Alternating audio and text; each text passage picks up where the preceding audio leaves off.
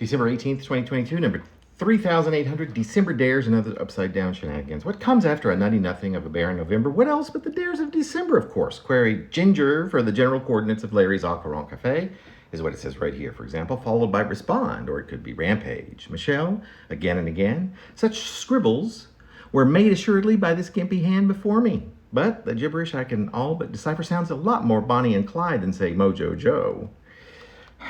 At any rate, who could possibly determine whatever it is that with this scratchy mess of blurred words I might have meant?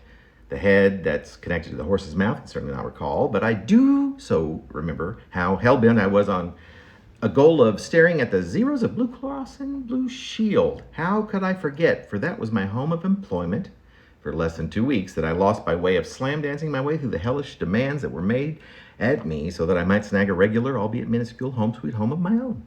This after not having won in the solid for 24 months previous. This is a memory that reminds me to pick up some Tums on the way out. I would have to beg, borrow, or steal some, so this is just a fantasy at the moment, so that also I might nab a bit of rare fresh air rather than stare airless at the walls of this coffin-sized home I fairly or unfairly exchanged for that short job some 46 months ago.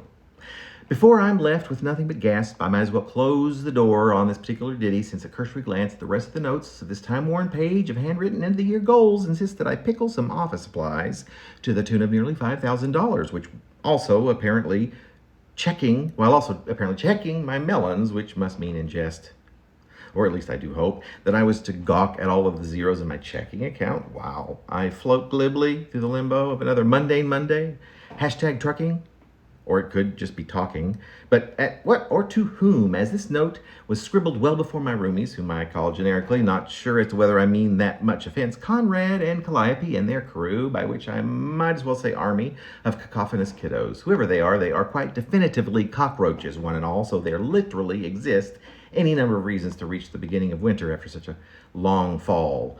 To the death, dear monsieur, my good pal Conrad rasps, and with such a detectable emphasis on sur, I swear. Mon Dieu.